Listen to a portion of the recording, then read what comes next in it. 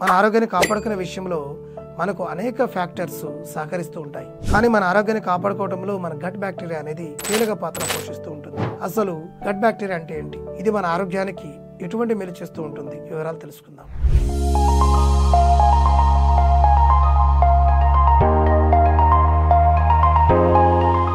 ఎవరైనా ఎప్పుడైనా హీరోయిజం ప్రదర్శించే క్రమంలో ఈ గట్స్ గురించి ఎక్కువగా మాట్లాడుతూ ఉంటారు. కొన్ని సందర్భాల్లో మనం చూస్తూ ఉంటాం, ఏదైనా పనిని ధైర్యంగా చేయాలంటే గట్స్ ఉండాలి అంటూ ఉంటుంటారు. ఈ మాట మీరు కూడా చాలా సార్లు వినే ఉంటారు. ఈ గట్స్ గురించి విన్నాం, కానీ ఈ గట్ హెల్త్ అంటే ఏంటి, ఈ విషయం మనకు అర్థం కావాలంటే ముందు మనకు గట్ అంటే ఏమిటి అనేది విషయం తెలియాల్సిన అవసరం ఉంది.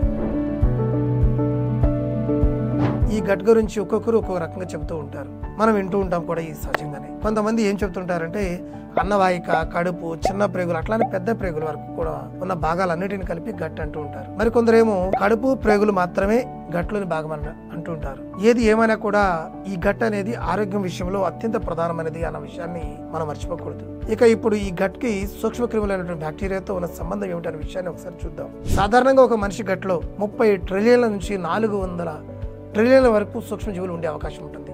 ఇవి మన శరీరం మొత్తంగా ఉన్నటువంటి కణాల కంటే కూడా ఎన్నో రెట్లు ఎక్కువగా అని మనం చెప్పుకోవచ్చు. ఇక ఈ గట్లో ఉండేటువంటి సూక్ష్మజీవుల్లో బ్యాక్టీరియా ప్రధానమైనది. మన గట్లో చాలా రకాల బ్యాక్టీరియా నిరంతరం పెరుగుతూ ఉంటుంది. వీటి ప్రభావాన్ని బట్టి వీటిని గుడ్ బ్యాక్టీరియా అని, బ్యాడ్ బ్యాక్టీరియా అని 2 రకాలుగా విభజించడం అనేది జరిగింది. ఇందులో ఈ గుడ్ బ్యాక్టీరియా ఏదైతే ఉందో అది మన శరీరంలో జీర్ణ ప్రక్రియని సరిగ్గా అవ్వడంలో సహాయపడుతూ ఉంటుంది. అలాగే మన బాడీలో ఇమ్యూనిటీని పెంచడంలో కూడా ఇది అద్భుతంగా తోడ్పడుతూ ఉంటుంది. అలాగే ఈ గుడ్ బ్యాక్టీరియా అనేది మన ఆరోగ్యం విషయంలో కూడా చాలా పాజిటివ్ ఎఫెక్ట్ చూపిస్తూ ఉంటుంది. ఇక బ్యాడ్ బ్యాక్టీరియా విషయానికి వస్తే ఇది పూర్తిగా గుడ్ బ్యాక్టీరియాకి వ్యతిరేకంగా పనిచేస్తూ ఉంటుంది. వీటి ద్వారానే మన గట్లో అనేక రకాల రోగాలు అనేవి పుట్టే అవకాశాలు ఉంటున్నాయి.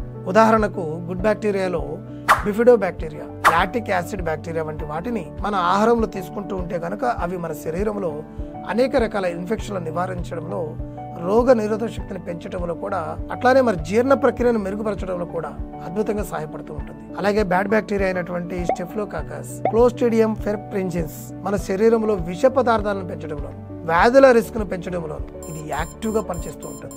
ఈ 2 కాకుండా మన గట్ లో మరో రకమైన బ్యాక్టీరియా కూడా ఉంటుంది. అదే అవకాశవాద బ్యాక్టీరియా. దీనినే మనం పొలిటికల్ బ్యాక్టీరియా అని పిలుస్తున్నాం. దీని పేరును బట్టే దీని స్వభావం ఏమిటన్న విషయాన్ని ఈ పాటికే మీకు అర్థమై ఉంటుంది. సింపుల్ గా చెప్పాలంటే రాజకీయం బాగా అలవాటైనటువంటి బ్యాక్టీరియా అనమాట. ఈ పొలిటికల్ బ్యాక్టీరియా స్వభావం ఎలా ఉంటుందంటే గుడ్ బ్యాక్టీరియా, బ్యాడ్ బ్యాక్టీరియాలో ఏది స్ట్రాంగ్ గా ఉంటుందో చూసుకొని వెంటనే ఇది అక్కడ చేరుతుంది.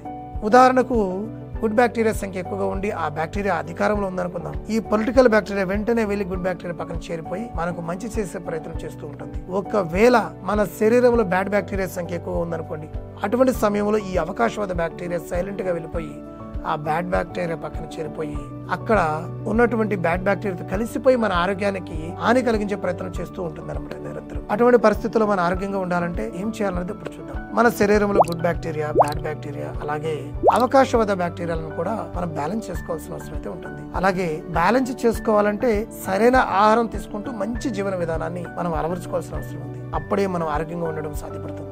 మనం హెల్దీగా ఉండాలంటే మన గట్లో కనీసం 85% గుడ్ బ్యాక్టీరియా అనేది ఉండేలా చూసుకోవాల్సిన అవసరం అయితే ఉంది. అప్పుడే మన గట్ హెల్దీగా ఉంటుంది. గట్ హెల్దీగా ఉంటే 60% రోగాలను మనం ఈజీగా నివారించవచ్చు అన్న విషయాన్ని అయితే మనం గుర్తించాల్సిన అవసరం ఉంటుంది.